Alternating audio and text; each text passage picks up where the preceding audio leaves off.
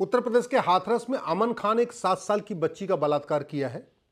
केवल बलात्कार ही नहीं किया बल्कि उसका ओट काट दिया, उसको पटक दिया, उसका सर फूट गया, हाथ पैर उसका तोड़ दिया है और बच्ची हॉस्पिटल में जीवन और मृत्यु के बीच में संघर्ष कर रही है। ये कोई पहली घटना नहीं है, इसके पहले भी हमेशा ये होता रहा है। और कोई भी अखबार उठा के देख लीजिए, रोज आपको 2 साल की बच्ची, 4 साल की बच्ची, 5 साल की बच्ची, 6 साल की बच्ची की साथ बलात्कार की घटनाएं आती रहेंगी।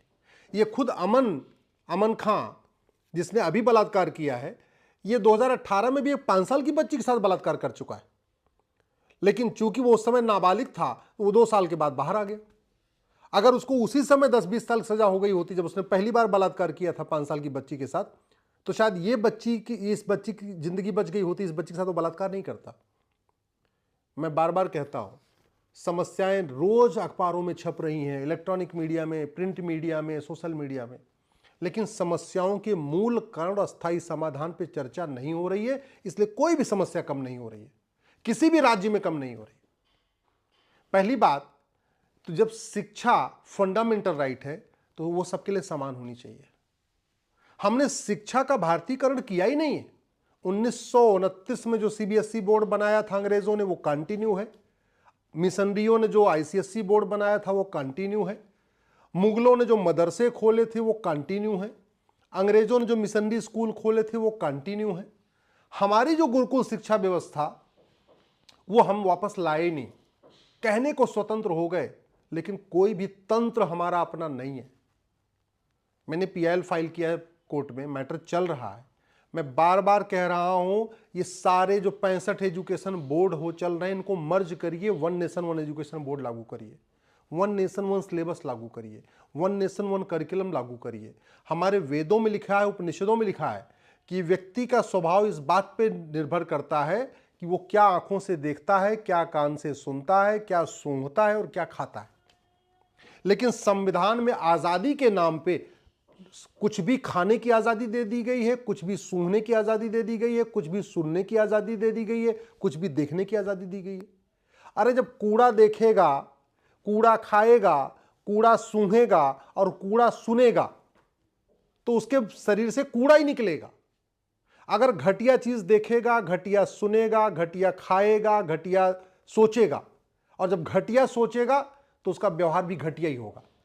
हत्या बलात्कार बंद करना है, अपराध कम करना है, तो सबसे पहले सरकार को देखने पे, सुनने पे, इस पे हमें कंट्रोल करना पड़ेगा। ये जो राइट टू फूड के नाम पे कुछ भी खाने की स्वतंत्रता दी गई है, राइट टू लिसन के नाम पे कुछ भी सुनने की स्वतंत्रता दे दी गई है, घटिया फिल्में बनाने की स्वतंत्रता दे दिया, घटिया सीरियल बनाने की स्वतंत्रता दे दिया, पॉर्न वेबसाइट चलाने की स्वतंत्रता दे दिया, ब्लू फिल्में चलाने की स्वतंत्रता दे दिया, कुछ भी करने की जो स्वतंत्रता दे दिया, जब तक इस स्वतंत्रता पे लगाम नहीं लगेगी तब तक अपराध नहीं रुकेगा। मैं सरकार से निवेदन कर रहा हूं, इस राइट टू एजुकेशन एक्ट को बदलिए। इसको जो राइट टू एजुकेशन है, इसमें इक्वल शब्द जोड़ के इसको बनिए राइट टू इक्वल एजुकेशन। और वैदिक गुरुकुल शिक्षा व्यवस्था लागू करिए कम से कम 10वीं तक, 16 साल तक। 16 साल तक उसको भारत की शिक्षा व्यवस्था पढ़ाइए, ऋषियों के बारे में पढ़ाइए, महर्षियों के पढ़ाइए, हमारे वेदों को पढ़ाइए, हमारे उपनिषदों को पढ़ाइए, अष्टांग योग को पढ़ाइए, इंद्रियों पर कैसे नियंत्रण किया जाता है उसको पढ़ाइए, सूर्य नमस्कार सिखाइए उसको, योग प्राणायाम सिखाइए, यम नियम सिखाइए, धारणा ध्यान सिखाइए उसको। तब भ्रष्टाचार अपराध कम होगा, तब बलात्कार कम होगा।